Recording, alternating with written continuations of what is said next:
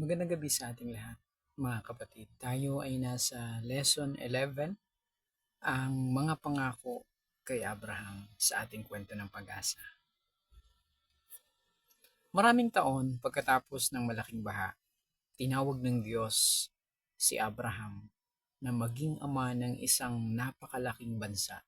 Sa pamamagitan niya, lahat ng tao sa mundo ay makakatanggap ng isang pagpapalang spiritual.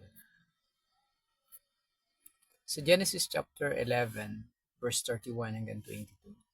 Umalis si Tera sa bayan ng Ur, Caldea, kasama ang kanyang anak na si Abram, ang asawa nitong si Sarai at si Lot na anak ni Haran.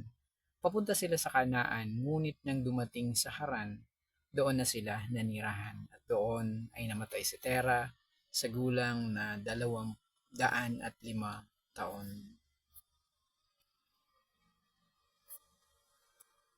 Sa Genesis chapter 12 verse 1, sinabi ni Yahweh kay Abram, "Lisanin mo ang iyong bayan, ang tahanan ng iyong ama at mga kamag-anak at pumunta ka sa bayang ituturo ko sa iyo.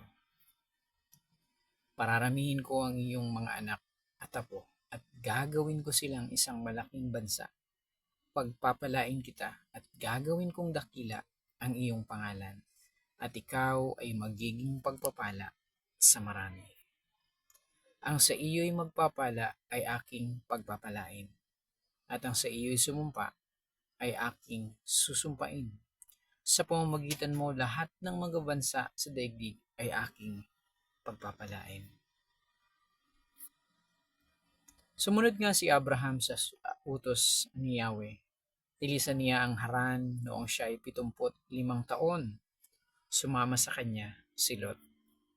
Isinama ni Abram ang kanyang asawang si Sarai at si Lot na pamangkin niya. Dinala niyang lahat ang kanyang mga alipin at mga kayamanang naipon nila sa Haran. Pagkatapos nito ay nagtungo sila sa Kanaan. Pagdating nila roon, nagtuloy si Abram sa isang banal na lugar sa Shechem sa malaking puno ng More.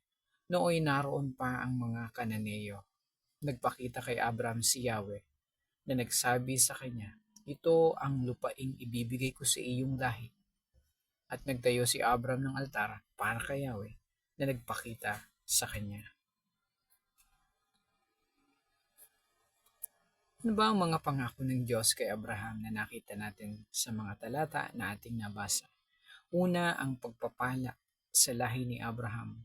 Pararamihin niya ang kanyang inapo at gagawing isang malaking bansa. Ikalawa, ang sa kanya'y magpapala ay pagpapalahin at ang sa kanya'y sumumpa ay susumpain. Sa pamagitan niya, lahat ng mga bansa sa daigdig ay pagpapalain. At ang panghuli, kasama ang lupang pangako, ang Kanaan, ang Israel. Magandang araw po muli sa ating lahat. Pagpalain tayo ng Panginoon.